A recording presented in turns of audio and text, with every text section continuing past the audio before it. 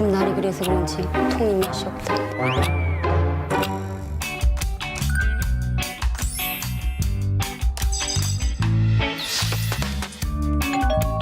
남도장터에서 왔습니다. 여기 이렇게 들어가서 이렇게. 물과 함께 여는 미래. 우리는 물과 함께 희망이 가득 찬 미래로 흘러갑니다. 가뭄과 홍수 걱정 없는 스마트한 물순환 체계로 모두가 차별 없는 물 복지를 누릴 수 있도록 지속 가능한 에너지와 깨끗한 수변 공간을 동시에 향유할 수 있도록 새로운 물산업과 일자리 창출로 국민 모두가 풍요로워질 수 있도록 물, 우리의 미래를 책임지는 소중한 가치입니다.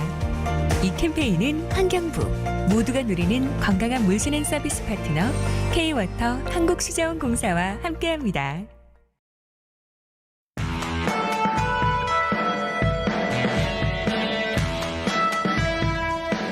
네, 12월 10일 목요일 오늘의 킹슈맨 시작합니다. 자칭 목요일의 남자죠. 김준우 변호사와 함께합니다. 네, 어서 오세요. 네, 안녕하세요. 네, 네, 안녕하세요. 일주일에 한 번 있는 TV 출연이라 항상 여전히 카메라가 어색합니다. 네. 네, 잘 받으세요, 카메라. 네. 자, 윤석열 검찰총장의 징계위 오늘 오전 10시 반에 열릴 예정이죠. 오전에 들어온 소식입니다. 윤석열 총장이 징계위에 불참하는 것으로 최종 결정을 했다고요? 네, 뭐 본인 선택할 수 있는 규정이기 때문에 특별한 건 없고 대신 특별 변호인 자격으로 이제 본인이 선임한 변호사가 해당 징계위원회에 출석해서 소명을 할 것으로 예상되고 있습니다. 네, 징계비가 하루에 안 끝날 수 있다는 전망이 나오고 있는데 징계 수위가 어느 정도 될지 관심이 쏠리고 있습니다. 어떨까요? 글쎄요, 이제 지금 이 가장 문제가 되는 건 역시 법관 사찰 문건과 관련된 네. 부분일 텐데요. 그 부분에 대해서 법 쪽에서도 견해가 나뉩니다. 크게 보면 세 가지겠죠. 검찰 쪽에서, 대검 쪽에서는 징계 사유도 안 되고 당연히 형사처벌도 안 된다. 중간항으로는 형사처벌까지는 아니지만 징계 사유는 된다.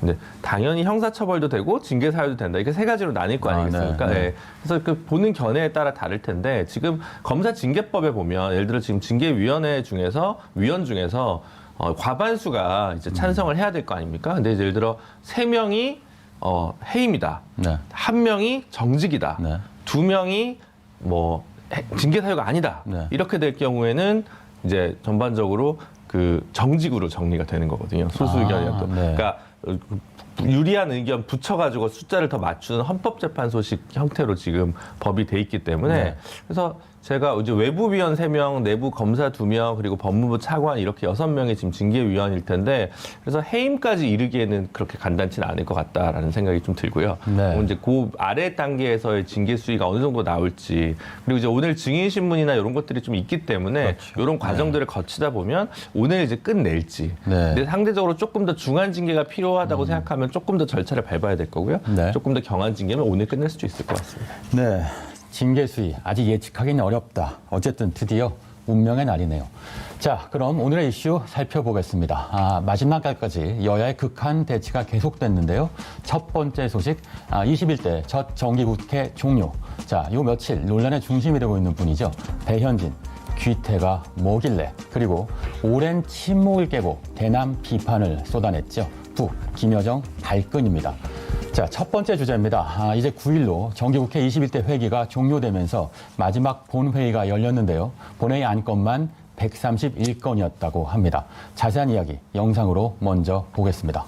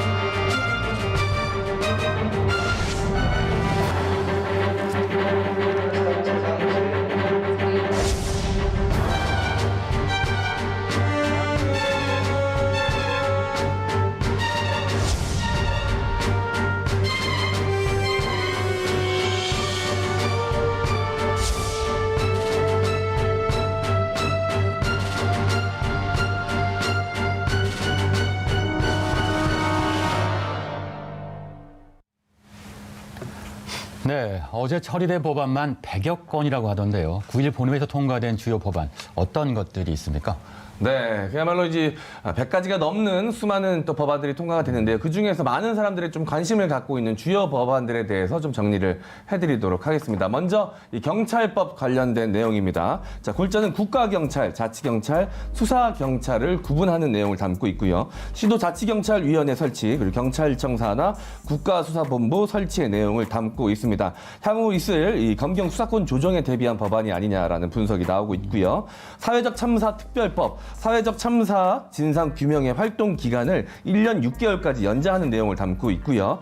위원회 활동 기간 세월호 참사 관련 범죄 행위 공소시효를 정지한다는 내용이 담겨져 있습니다. 자, 그리고 5.18 특별법입니다. 5.18 민주화운동 관련 허위사실 유포 시 5년 이하의 징역 또는 5천만 원 이하의 벌금 내용이 담겨져 있고요. 전 대통령 전두환 씨가 이 법안의 적용을 받았다라면 재판 결과 내용이 좀 달라졌을 수 있겠네요. 자, 그리고 조두순의 곧 있으면 또 나오게 됩니다. 이것에 대해서 이제 많은 국민들이 좀 불안감을 느끼고 있는데요. 전자장치 부착법, 일명 조두순 방지법입니다.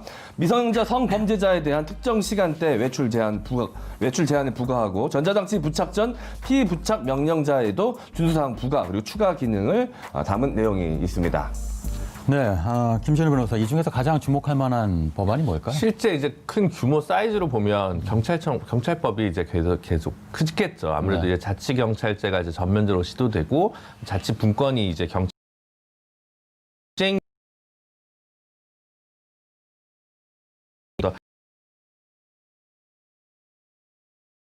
라고 얘기를 하는 건데 사실은 혐오 표현에 대한 일반적인 차별적인 형태이긴 합니다. 근데 네. 이제 워낙 많은 일들이 있었기 때문에 입법이 된 것 같은데요. 이게 표현의 자유를 왜곡하거나 억압할 수 있다는 우려들도 되게 많아서 결국 마지막에는 수정 의견으로 지금 안이 통과가 되었습니다. 그래서 예를 들어 학술 목적, 연구 목적, 보도 목적의 경우에는 기존에 정리된 사실과 좀 다른 사실을 보도하거나 연구하거나 서술하더라도 거기까지 처벌하지는 않도록 현재 되어 있긴 합니다만 진보적인 학계에서는 조금 우려는 있는 그런 입법 같습니다. 내에서 추진하고 있는 법안들 중에 원안보다 후퇴했다고 지적을 받는 법안들이 좀 있습니다. 특히 공정경제 3법이 대표적인데요. 본회의를 통과는 했지요. 네, 본회의는 통과를 했습니다. 일단은 역사의 진전이 한 번에 이루어지지는 않는다라는 말이 있는데 역시 한꺼번에 다 통과되긴 좀 어렵다라고 봤던 것 같아요. 일단 공정경제 3법 주요 골자를 한번 살펴보도록 하겠습니다. 대표 소송제 그리고 감사위원이 될 이사는 다른 이사와 불이선출, 감사 또는 감사위원 선임 시 의결권 3% 제한.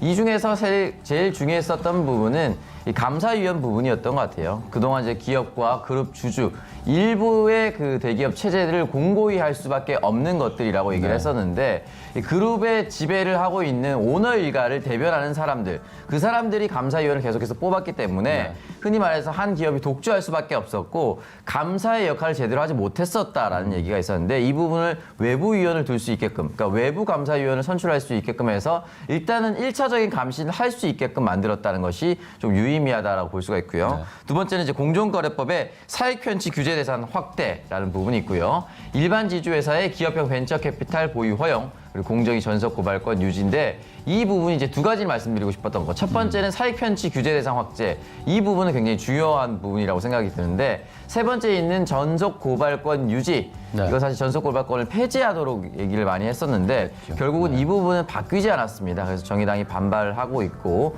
마지막으로 그룹감독법 법이 있는데 이제 금융감독의 관리감독을 제도화하겠다라고 이야기를 남겼습니다. 주요 골자 전체적으로 다 통과가 됐으나 이 아까 전에 말씀드렸던 이 공정위 이 전속고발권이 폐지되지 않은 부분에 대해서 아직까지는 여전히 남아있다라고 볼 수가 있습니다.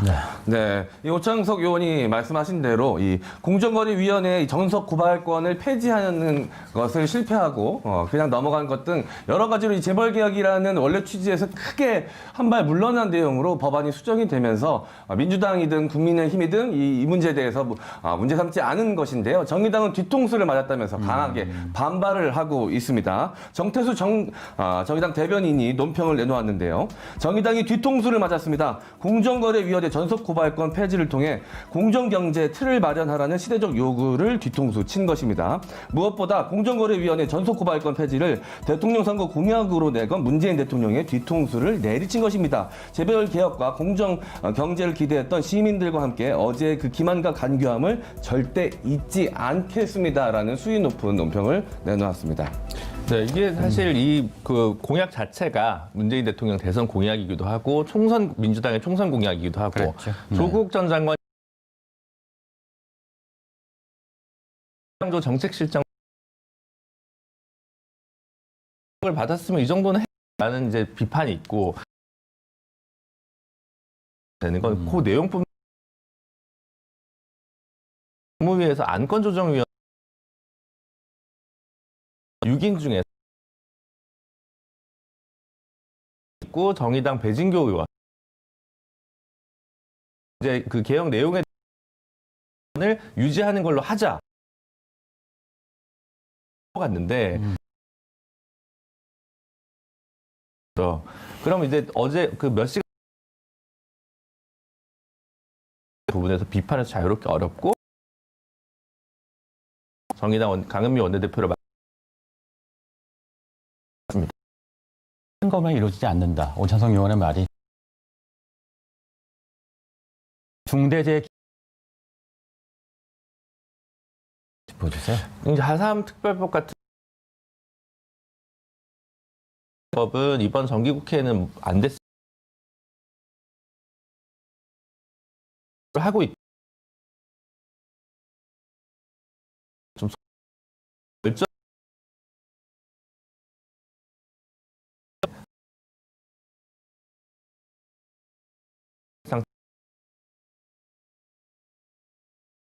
상황.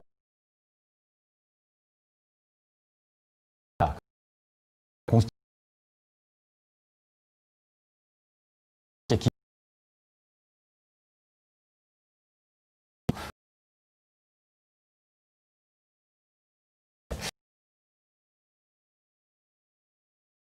그래서 가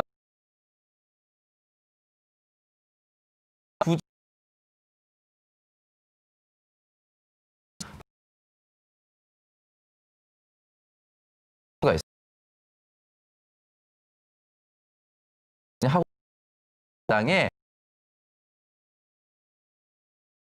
의견을 발표할 거예요.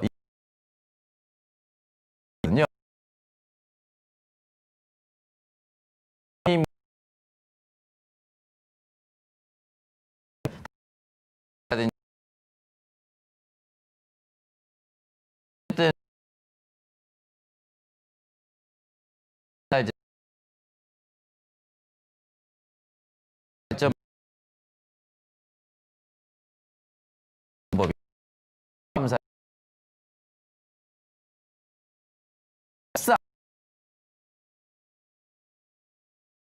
14년에 얘기를 했었는데 이 판공 규정이 이걸 국토부가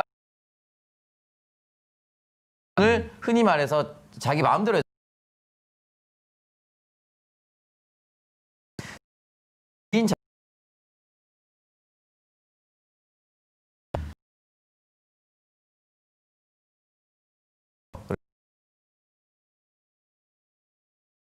것이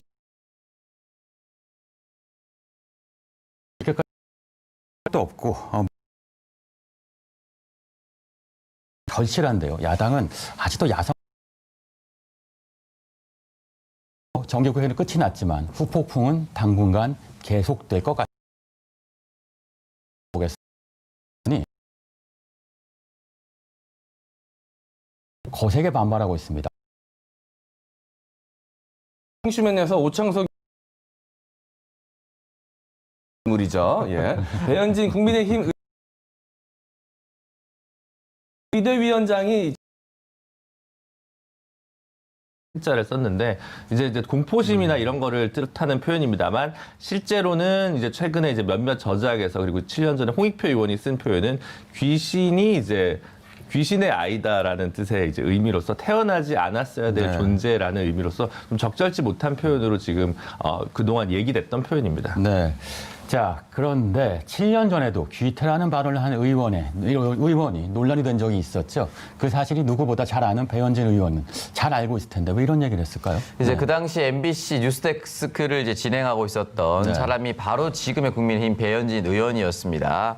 2013년에는 홍익표 현재도 의원입니다. 당시 민주당 원내 대변인이 2013년 7월입니다. 이 귀태라는 표현을 써서 사실은 결과적으로는 당시 원내 대변인에서 물러나게 되는데 공교롭게도 7년이 지나서 국민의힘 똑같이 야당 원내 대변인인 배현진 대변인이 이걸 쓰면서 네. 논란이 되고 있는데 일단 홍익표 원내대표는 그 당시에 갑자기 막 자고 일어나서 오늘 한번 여당 욕해야지 이렇게 한 게 아니고요. 그 당시에 국정원 대선 개입 사건이 있었습니다. 국정원 대선 개입 사건에 대해서 비판을 했었고 남재준 당시 국정원장이 이걸 다 알고 있을 것이다라고 얘기를 했었고 우리가 지금도 기억하지만은 국정원이 흔히 말하는 특활비를 이용해서 한 달에 몇백만 원씩 알바를 고용해서 정부를 욕하는 데 쓰고 야당을 비판하는 데 돈을 쓰지 않았습니까? 당연히 잘못된 거예요. 그렇기 때문에 이 부분에 대해서 정부의 권권력을 마음대로 사용했었다. 라는 취지의 원문이 아직 남아 있습니다. 근데 중요한 건 이제 귀태라는 단어가 굉장히 귀에 많이 박히게 됐었고 그 당시 이정현 수석이 격분을 하면서 어떻게 이런 표현을 쓸 수 있느냐라고 이제 대야 공세를 했었던 그렇죠. 것이고 박근혜 대통령이 물론 탄핵으로 물러나긴 했었지만 2013년 당시는 집권 초기입니다. 굉장히 정부가 힘이 많을 때였어요. 그렇기 때문에 또 한 번 이 힘에 눌려서 또 야당 원내대표니 물러날 수밖에 없었는데 저는 그렇게 생각해요. 똑같은 귀태 표현이긴 하지만 배현진 원내대변인이 썼던 이유는 김종인 비대위원장을 공격하기 위해서 썼던 거거든요, 지금. 그러니까 하나는 박근혜 정권 그리고 이명박 정권에 대해서 사과하겠다. 이거 못하게 하기 위해서 얘기를 하다가 이게 갑자기 이제 문재인 정권 탄생까지 비화가 돼 버렸어요. 근데 문재인 정권을 욕하기 위해서는 이제 촛불 정신까지 욕을 했었는데 아다르고 어다르다고 촛불 정신으로 탄생한 정권에게 기대하는 것은 이런 건 아닙니다. 라고는 저는 야당 원내대변인 할 수 있다고 봅니다. 논평할 수 있다고. 근데 이건 출생 자체를 부인해버리면은 이 출생 배경을 따져볼 수밖에 없거든요. 근데 당시 촛불혁명 당시에는 어떻게 다시 그 당시에 보수정당을 지지할 수가 있습니까? 그러니까 당연히 야당을 지지할 수밖에 없는 상황이었는데 여기에 대해서 이 표현 자체를 또 잘못 썼고 장문뿐만이 아니라 이 논점 자체도 잘 못 쓰는 걸 보면 원내대변인실에서 좀 검증을 좀 많이 하고 좀 논평을 했으면 좋겠다는 생각이 듭니다. 네. 어쨌든 실수가 아니라 의도한 표현이란 뜻이겠죠. 자, 배현진 의원의 이런 막말에 더불어민주당이 즉각 반발하며 배 대변인에게 즉각 사퇴와 사과를 요구하고 있습니다.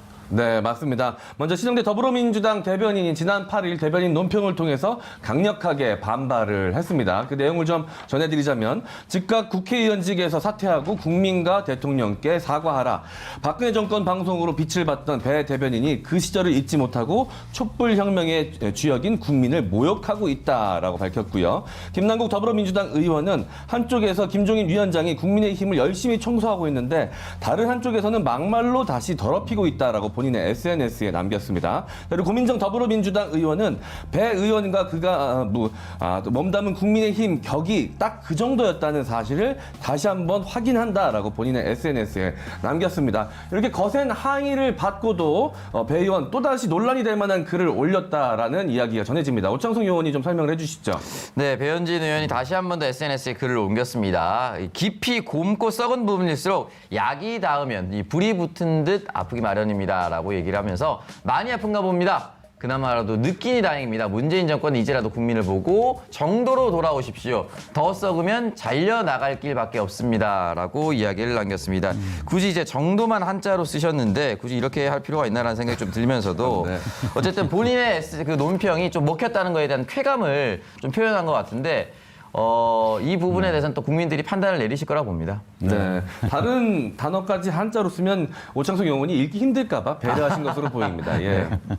자, 김준호 의원. 자, 이런 경우에 명예훼손 아니면 법적으로 문제가 되지 않습니까? 근데 이제 일단 귀태로 지칭된 게 문재인 정권이라서 그럼 정부 차원에서 자신을 비판한 국민들을 상대로 함부로 형사처벌이나 형사소송을 제기하는 건 바람직하지도 않고 네. 타당하지 않을 것 같아서요. 이건 뭐 이 법적인 비하로 갈 문제는 아니라고 생각하고요. 민사적으로 이걸 제기하는 것도 굉장히 좀 뭐랄까 모양이 좀 자태가 좀 예쁘지 않기 때문에 그런 일이 좀 벌어질 것 같지는 않고 단지 국어 실력의 문제고 정치적인 문제로 이제 정리하면 좋을 것 같습니다. 알겠습니다.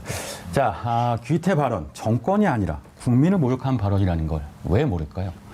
자, 세 번째로 전해드릴 오늘의 이슈는 북김여정 발끈입니다. 자, 김여정 북한 노동당 제1부부장이 오랜 침묵을 깨고 대남 비난 담화를 내놨습니다. 올 들어 7번째로 남북 연락사무소 폭파를 경고한 대남 담화를 낸 지 6달 만인데요. 자, 먼저 어떤 내용인지 살펴보겠습니다.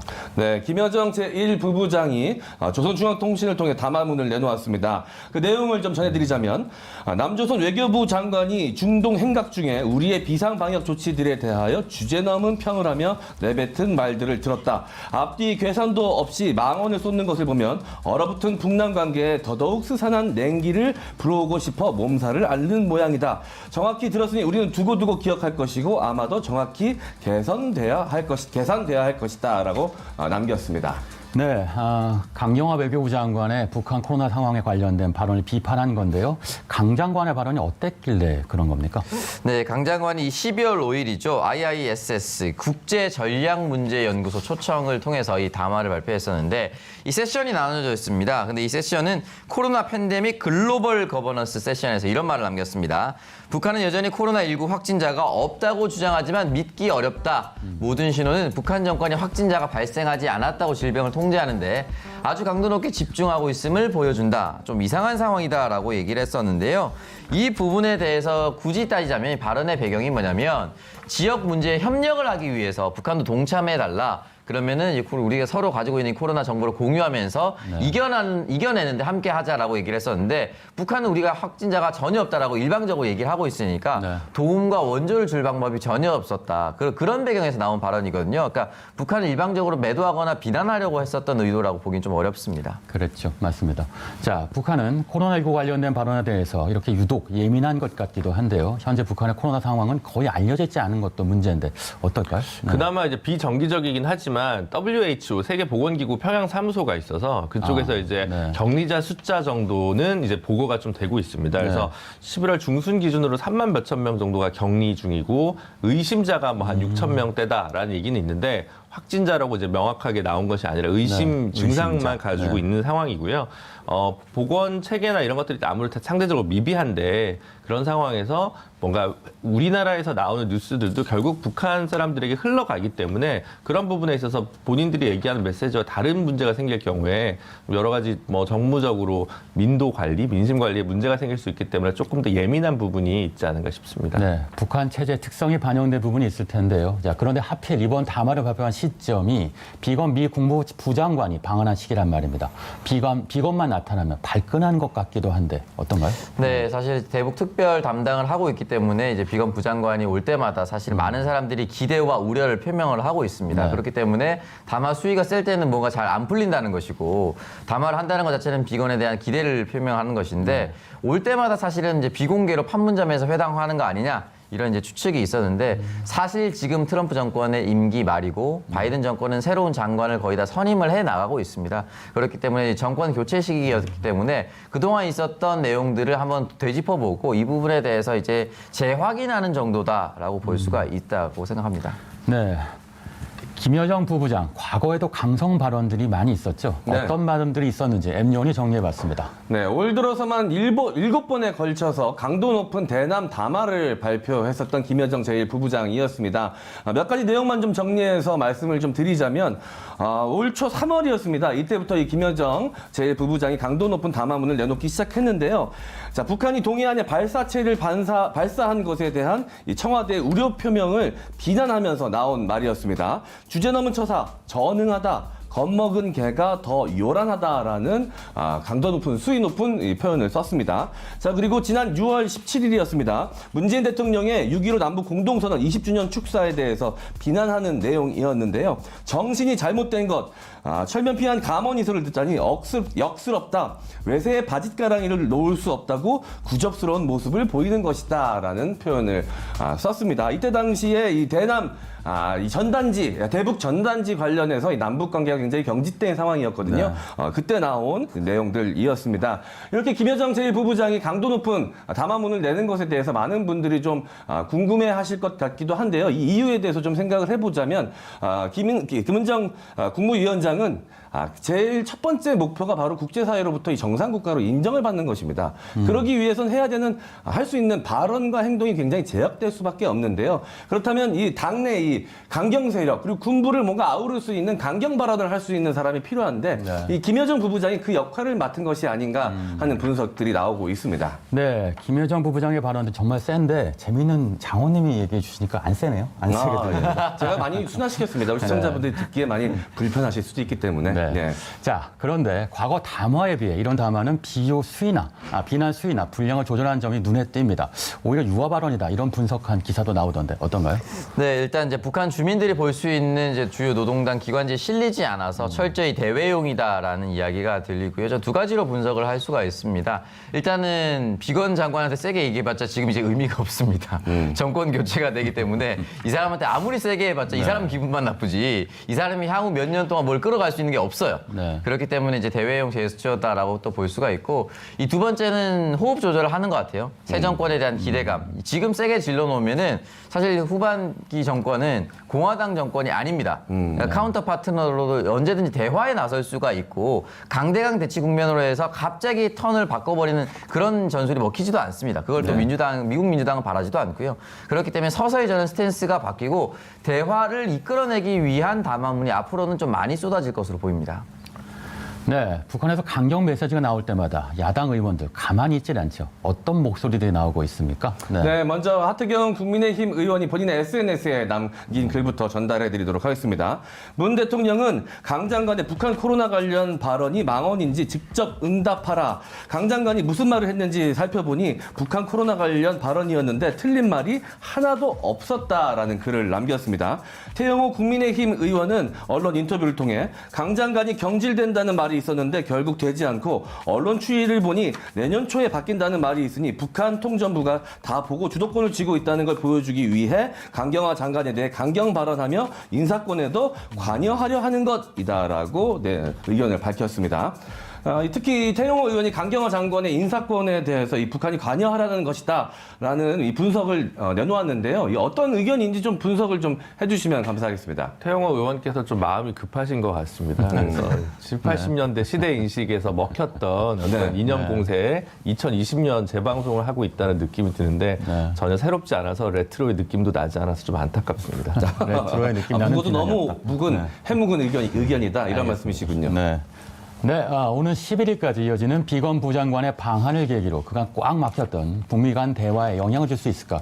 요거 기대가 되기도 합니다만 어떨까요? 네, 일단 그동안 이제 폼페이오 장관 그리고 비건 부장관이 활동했었던 내용을 총정리할 수 있는 시간이라고 저는 생각이 들고 여기에서 저희가 가져갈 수 있는 것들을 잘 복기를 해서 다음 새로운 정권이 들어섰을 때 준비를 잘하고 있었으면 좋겠다는 생각이 들고 하나 확실한 건 비건 부장관은 정말 닭 한 마리를 좋아한다라는 생각이 드는 게 지금 닭 한 마리 집을 통째로 대관을 해서 한국 대표 5명과 미국 대표 5명이 같이 이제 만찬을 마지막으로 즐긴다라고 얘기를 합니다.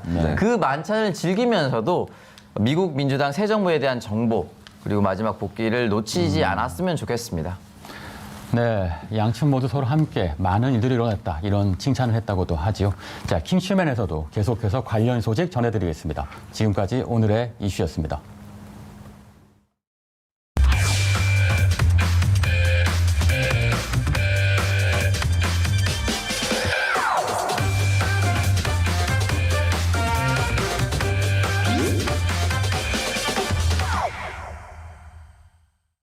네, 킹슈맨의 우정 담당 저 MC 장원과 오창석 요원의 환상 호흡을 보여드리겠습니다. 티키타카 뉴스 오늘의 주제 바로 공개합니다. 자, 벌써 1년 마스크 라이프 적응기입니다. 네, 이 집을 나오는데 뭔가 좀 허전하다. 평소보다 좀 더 뭔가 상쾌한 느낌이다. 아차 마스크.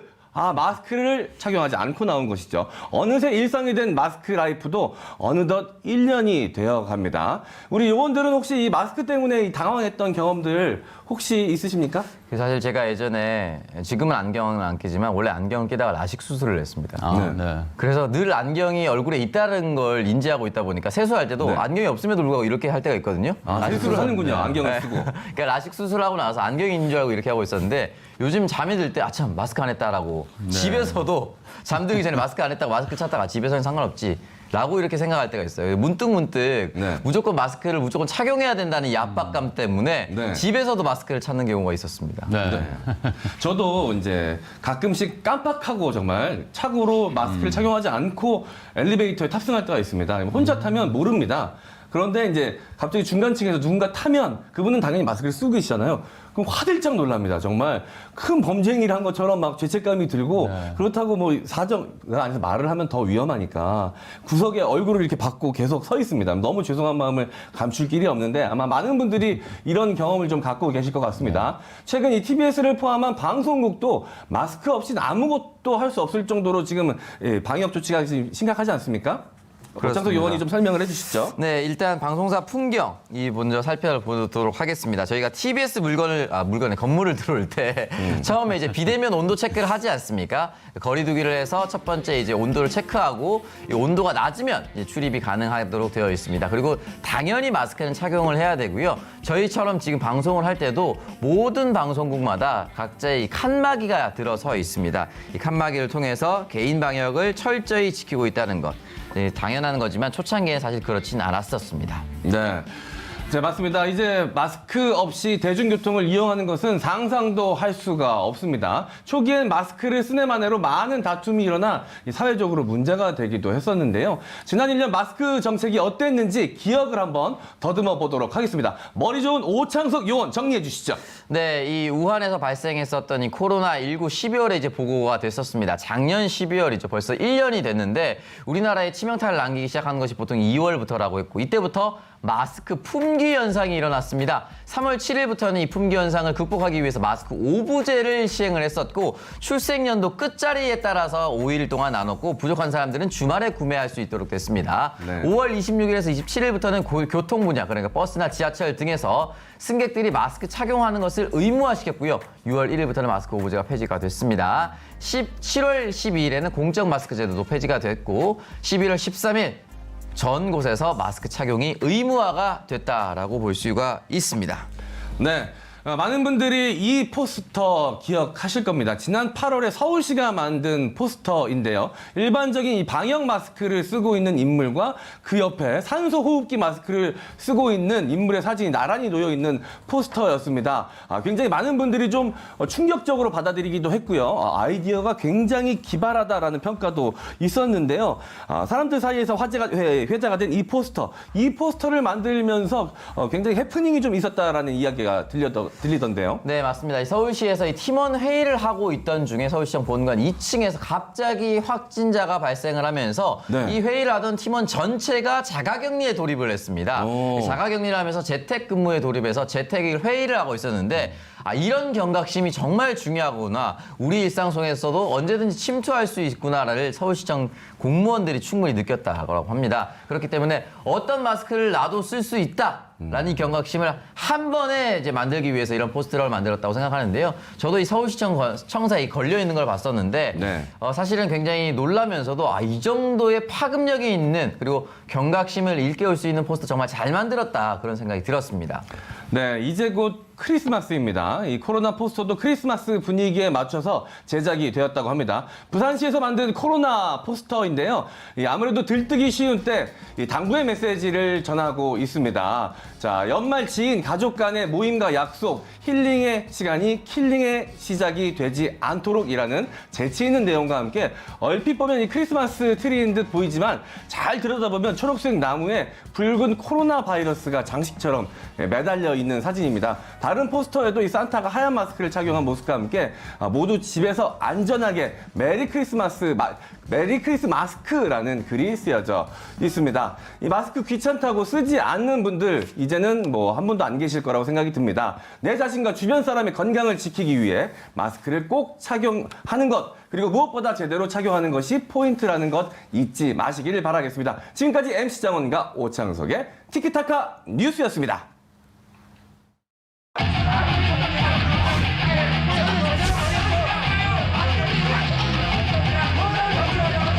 국회법에 따라서 진행하고 있습니다. 찬성하시는 의원님들은 기립해 주십시오. 과반 찬성으로 법안이 의결되었습니다.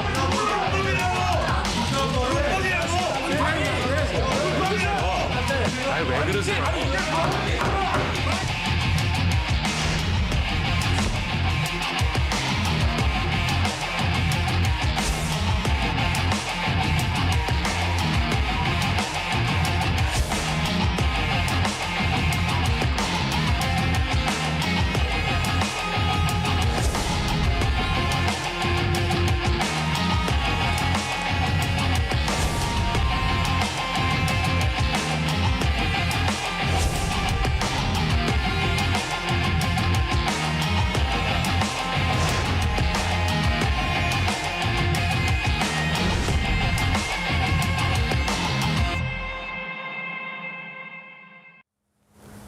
네, 오늘의 킹덤 주제, 공수처법 개정안 드디어 통과될까입니다. 자, 고위공직자 범죄수사처법 개정안이 8일 여야 극한 대치 속에 국회 법제사법위원회를 통과했죠. 그리고 어제 9일 본회의 표결 처리라는 마지막 관문만 남겨두고 있었는데 역시나 야당의 반발이 거셌죠. 네, 사실 이제 집단 항의를 하는 모습이 잠깐 이제 VRCR을 통해서도 나왔었는데 윤호중 법사위원장이 이제 의결을 선포하려고 했었고 사실은 이제 정상적인 의사 진행을 기립으로 하진 않았을 겁니다. 근데 이제 결정적으로 야당 의원들이 애워싸면서 잘 확인할 수가 없었기 때문에 이 법사위원장으로서는 할 수 있는 방법이 몇 개 없었을 겁니다. 그래서 찬성하시는 분들 이제 기립해달라고 했었고 이 부분에 대해서 찬성하시는 분들은 이제 다 모두 기립을 해서 그 의사 표현을 했었고 열린민주당의 최강욱 의원을 포함해서 더불어민주당 의원 전원이 또 기립을 했었고 지금 잘 보시면 주호영 원내대표가 이제 의사봉을 빼앗는 장면이 나와요. 그래서 저는 사실 이제 국회법상 이 의결권이 확실하게 종결이 되려면 의사봉을 딱딱딱 쳐야 되는 것이 법률적으로 정해져 있는 건 줄 알았는데 사실 의사봉과는 무관하다라고 합니다. 그래서 법사위원장이 이제 얼마나 찬성하는지를 확인하고 선언과 선포에 의해서 효력이 발생하는 것이기 때문에 이 의사봉이 땅에 떨어지기도 했었는데 이 부분은 이제 법적으로 통과에 대해서는 큰 문제가 없었고 결국은 의사봉을 들고 이 왼손으로 의사봉대가 아닌 다른 그 책상을 치면서 이제 결과적으로 통과가 되긴 했습니다. 네, 손바닥으로 쳐도 된다고 하더라고요. 네, 맞습니다. 자, 국민의힘 의원들은 어제부터 무제한 토론인 필리버스터로 맞서고 있습니다. 모든 수단을 다 동원해서 막겠다는 얘기인데 법안 통과 자체 막을 수 있을까요? 현재 뭐 정기국회가 어제로 마무리된 것이고 이제 오늘 통과가 될 거기 때문에 공수처법 같은 경우는 뭐 문제가 되지는 않을 것 같습니다. 다만 주초까지만 하더라도 여야 원내대표가 마지막으로 뭔가 협의를 해서 현 제도하에서의 공수처장 임명이 좀 급물살을 탈 수도 있을 거라는 기대를 했었는데 결과적으로는 강경 드라이브로 민주당이 전략을 바꾼 것 같습니다. 네, 이 공수처법 개정안을 둘러싸고 정말 전쟁 같은 하루하루가 이어지고 있습니다. 9일 본회의를 앞두고 여야 대표들이 입장을 밝혔는데요. 함께 보시죠. 오늘 본회의에서 처리할 법안들은 대한민국의 미래를 위해 꼭 필요한 민생, 개혁, 정의, 공정을 담은 법안들입니다. 특권과 반칙을 없애고 나라다운 나라로 나아가게 하는 역사적인 이정표가 될 것입니다. 공수처법을 개정해 부패 방지와 권력기관 개혁의 상징인 공수처를 조속히 출범시키겠습니다. 지금 상황을 이끌어가는 최고 책임자는 문재인 대통령이라고 확신하고 있습니다. 그래서 조금 전에 문재인 대통령 면담 요구를 했습니다. 도대체 어떤 생각으로 국정을 이끌어가는 것인지, 도대체 이 나라를 어떻게 할 것인지, 그리고 이런 민주당과 통일의 행태가 본인의 뜻인지 아닌지를 만나서 따져 묻겠습니다. 네, 김태년 원내대표, 나라다운 나라의 이정표가 될 것이다 라며 상당한 기대감을 표명했고요. 국민의힘 주호영 원내대표는 국회 본회의 상정을 앞두고 문재인 대통령에게 면담을 요구했습니다. 이게 어떤 분위기인 거죠? 네, 일단은 사실은 이제 현재 대통령의 국정수행 지지율이라고 하죠. 지금 역대 최저를 찍고 있는데 이제 방금 전 발표됐었던 리얼미터 조사에서도 큰 변동이 없었던 것으로 이제 확인이 네. 되고 있습니다. 그렇기 때문에 이제 대통령을 계속해서 최종 책임자 그리고 흔히 말해서 그 뒤에 있는 진실은 어떻게 보면 대통령 레임덕을 빠르게 이제 소환시키려고 하는 의도로서도 표현이 될 수가 있는 것이죠. 네. 그러니까 모든 책임을 대통령에게 지우기 위해서. 근데 사실은 대통령은 이제 국정수반의 최고 책임자이기 때문에 이제 물러설 수 없고 피할 수 없는 책임이 있긴 있습니다만 네. 이 부분에 대해서 저는 속 깊은 뜻을 또 하나 살펴보자면 보통 대통령과의 면담, 1대1 만남은 야당의 당대표가 얘기를 합니다. 근데 지금 야당의 당대표는 없고 비대위원장이 있죠. 그렇죠. 보통 이렇게 만나면 영수회담이라고 했었는데 대통령이 현재 재임하고 나서 이전에 이제 한 자유한국당의 황교안 전 대표가 계속해서 영수회담, 그것도 1대1로 요구했었는데 응하진 않았습니다. 왜냐하면 다른 정당의 대표들도 있기 때문에. 그런데 저는 주호영 원내대표가 대통령 면담을 요구했었던 것은 첫 번째, 책임을 대통령에게 씌우기 위해서. 두 번째는 아주 현실적으로 본인도 당대표에 대한 욕심이 있다라는 것으로 해석할 수가 있습니다. 네, 대통령에 대한 면담 요구, 정치 공세다. 네, 야당이 거세게 반발하는 데는 이유가 있죠. 공수처법 개정안이 통과되면 어떤 게 달라지는 겁니까? 공수처법안이 이제 개정이 되면 크게 이제 4가지 정도가 달라지는데요. 하나는 공수처장 추천위원회, 추천위원이 지금 7명인데 7명 중에 6명이 찬성해야만 공수처장이 될 수 있도록 현재 되어 있습니다. 근데 이게 3분의 2로 조금 조건이 완화된 건데요. 3분의 2만 해도 사실 일반적인 조건이긴 합니다. 네. 그리고 이제 그 법 시행, 그러니까 추천위원을 제때 추천하지 않아서 문제가 생긴 경우들이 좀 발생을 하니까 만약 특정한 교섭단체가 추천위원을 제때 추천하지 않을 경우에는 국회의장이 한국법학교수회장과 법학전문대학원 협의회 이사장을 이제 위원으로 위촉할 수 있도록 하는 게 이제 있는 것이고요. 네. 이건 두 개 다 이제 공수처장과 관련된 문제입니다. 그리고 다른 하나는 이제 공수처 검사. 25명의 검사를 지금 이제 임용을 따로 할 수 있게 되어 있거든요. 절반 정도까지만 기존 검사직에 있었던 사람이 이제 근무할 수 있도록 하고 있는데 네. 현재 법상으로는 변호사 자격을 가진 지 10년이 지났고 플러스 재판이나 조사, 수사 업무를 5년 이상 한 사람들만 대상으로 할 수 있습니다. 근데 이제 이게 개정이 되면 그 재판, 수사, 조사 업무 경력 요건은 사라지고요. 변호사 자격도 7년 이상으로 완화되는 것이 핵심적인 포인트라고 할 수 있습니다. 네, 공수처 검사 요건이 완화된 부분에 대해 야당에서는 민변 변호사들을 공수처로에 넣지 않은 속셈이 아니냐 이런 의혹의 시선을 보내고 있습니다. 민변 출신의 김준우 변호사 어떻게 보십니까? 네, 이게 시작부터 그런 것들이 되게 많았어서요. 그래서 이제 10년 요건, 5년 재판, 수사, 조사 업무 요건이 들어가게 되면 실질적으로 거의 이제 민변이나 이 민변뿐만 아니라 전체 법조인 자체에서 이 요건을 충족하는 사람 자체가 뭐 100명, 200명 안쪽밖에 없거든요. 근데 그분들 중에서 반드시 공수처가 생긴다고 검사직에 지원하기가 좀 어려울 수가 있습니다. 그래서 네. 현실적으로 인력 수급 요건 때문에 최초의 요건이 좀 너무 엄격했다라는 것이 있고요. 그리고 실력 면에서는 분명히 면접이나 뭐 여러 가지 기타의 경로를 통해서 할 수는 있습니다. 다만 사실은 이제 기존 제도와 달리 현재 개정안대로 되면 제가 공수처 검사가 될 수 있는 자격이 생기는 건 맞습니다. 네. 근데 뭐 제가 또 민변에서 상근 변호사를 했기 때문에 뭐 오해가 없도록 저는 이번에 지원하지 않겠다고 이제 국민들 앞에 약속을 하도록 하겠습니다. 알겠습니다. 네, 개정안의 핵심, 비토권이 없어지는 거겠죠. 공수처장을 대통령이 마음대로 임명할 수 있다는 야당 주장에 대한 반박 근거가 바로 비토권이었는데요. 이는 반대로 비토권이 무력화되면 다시 공수처에 대한 견제는 어떻게 되는 것이냐 비판을 받을 수도 있겠습니다. 어떻습니까? 네, 맞습니다. 이 부분에 대해서는 이제 비토권을 좀 무력화시켰다 또는 약화시켰다라는 비판은 피해갈 수도 없을 것 같은데요. 또 반대편으로 이제 공수처를 철저히 지지하고 있는 민주당의 지지자들이나 일반 국민들의 입장에서는 이 비토권의 무력화라기보다는 야당의 일방적인 지연 전술 무력화라고 또 볼 수가 있습니다. 그렇기 때문에 이 부분에 대해서는 좀 논쟁이 지속될 수가 있었지만 네. 충분히 여당으로서는 기다려줬다라고 할 수도 있습니다. 네, 김준우 변호사 어떻게 보세요? 이제 두 가지 포인트가 있을 것 같아요. 사실은 이게 그 공수처를 만드는 문제는 검사의 핵심 조직이 대통령의 인사권만 바라보면서 특정한 편향된 수사를 할 수 있기 때문에 그 인사권을 좀 나눠서 국회로 좀 가져가는 거였거든요. 사실 지금 우리 선거제도나 이런 것들이 좀 약간 여전히 비례성이 좀 부족하기 때문에 국회의원들뿐만 아니라 대한변호사협회, 법원행정처, 법무부 등이 이제 추천위원으로 들어오도록 현재 설계가 돼 있는 겁니다. 그런 상황에서 또 이제 굉장히 뭐 정치적 편향성을 우려 때문에 7분의 6이라는 요건이 좀 다소 과도하다고 저는 생각하는데 다만 시작부터 이렇게 너무 빠르진 않나라는 생각이 좀 들어서 국민들 한쪽에서 보기에는 이해는 하는데 조금 더 한 번 더 한호흡 기다릴 수는 없었을까라는 생각도 좀 들고 그건 좀 복잡한 심내가 있고요. 네. 아마도 어쨌든 이 견제와 균형이라는 게 사실은 입법부가 행정부를 견제한다라는 의미가 원래 이 지금 제도의 한편으로 서 있다라는 점 네. 그리고 이제 적절한 후보가 나온다면 적절하지 않은 후보가 나온다면 국회 청문회 과정에서 걸러질 수 있다는 점 네. 그리고 사실은 이제 이 추천위원도 사실 2명을 추천하고 그중에 1명을 대통령이 선임하도록 한 점 등을 비춰보면 네. 모든 제도가 장단이 있기 때문에 또 너무 우려를 과도하게 하는 것도 적절치는 않은 것 같습니다. 네.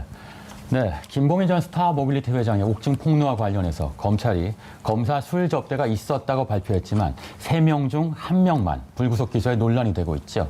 뇌물 혐의가 아닌 김영란법 위반 혐의를 적용했는데요. 2명의 검사는 기준선인 100만 원에 미달한다는 것이었습니다. 자, 우찬성 의원 어떻게 보십니까? 네, 일단은 뭐 결과적으로 말씀드리면 제19 감싸기가 또 나왔다라고 볼 수밖에 없고 주요 내용을 살펴보면 2019년 7월 18일로 날짜를 일단 특정을 했습니다. 네. 이 접대에 대해서 9시 30분부터 다음날 오전 1시까지 이어졌다라고 얘기를 하는데 총 금액이 536만 원이었다고 합니다. 이걸 5명으로 나누면 극단적으로 한 107만 2천 원 정도가 나옵니다. 근데 중요한 건 이 중에서 11시 이전에 귀가한 사람이 2명이 있기 때문에 이 2명은 제외가 되고요. 네. 1명에 대해서만 기소를 하겠다라고 이야기를 남겨서 사실은 첫 자리에 갔다는 것 자체가 문제인데 네. 이 부분을 몇 시에 가서 몇 시까지 있었다는 것을 금액으로 정확히 무자료 들으시 나눌 수가 있는가? 사실은 지금 저희가 4명이서 술을 네. 먹으러 가고 밥을 먹으러 갔는데 10만 원이 나왔어요. 정확히 2만 5천 원씩 먹었다고 얘기할 수가 있습니까? 근데 이거 자체가 제가 더 먹었을 겁니다, 분명히. 그러니까요. 그런 부분에 대해서 이렇게 시간대별로 뭐 그냥 나누기 한다는 것 자체가 좀 이해할 수가 없는 부분인 것이죠. 네, 게다가 이 향응 제공자도 소위 말하는 엠빵이라고 하죠. 거기 향응 제공자도 같이 넣어서 계산을 했더라고요. 네. 네, 김준호 의원 어떻게 보세요? 제가 볼 때는 이제 그 굉장히 영리한 변호인이 이제 그 설계를 해서 이 논리를 만들었을 것 같고요.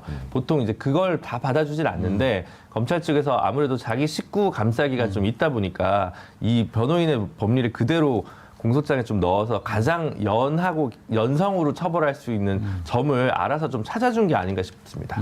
네.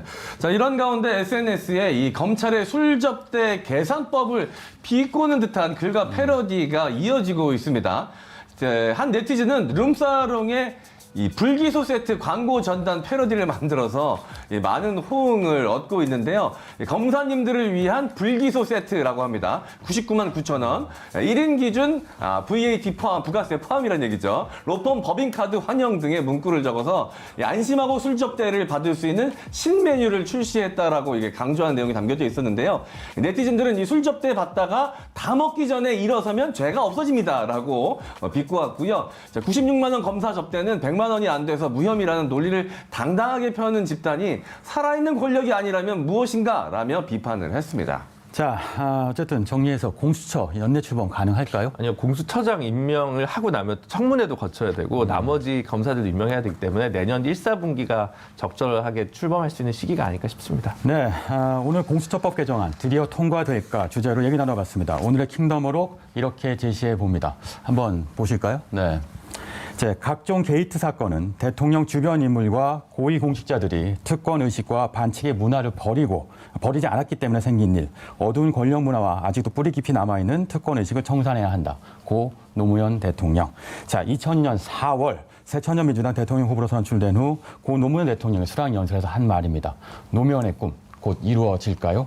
자, 코로나 상황 전해주시죠. 네, 중앙방역대책본부는 오늘 0시 기준 신규 확진자 숫자는 682명이고요. 국내 발생 환자 숫자는 646명, 그리고 서울 발생 환자 수는 251명이라고 밝혔습니다. 누적 확진자 숫자는 4만 98명으로 발표가 됐습니다. 코로나19 3차 대유행이 무서운 기세로 확산이 되고 있습니다. 정부는 지금의 이 추세가 꺾이지 않을 경우 3단계 상향도 검토한다는 입장인데요. 거리 두기와 방역이 최선이라는 점 잊지 말고 적극 동참해야겠습니다. 네, 오늘의 킹슈맨 마무리할 시간입니다. 저는 내일 오전 9시에 다시 찾아오겠습니다. 시청해주신 여러분 고맙습니다.